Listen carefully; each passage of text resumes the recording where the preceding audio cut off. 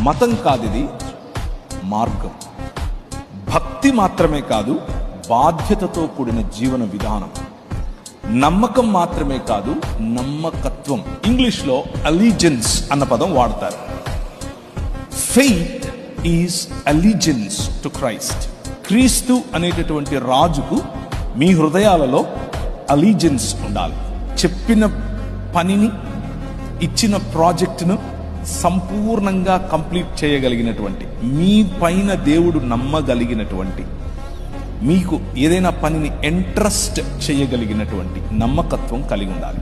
దాన్నే క్రీస్తును ప్రభువుగా మన హృదయాల్లో ప్రతిష్ఠించుకోవడం అని అంటారు.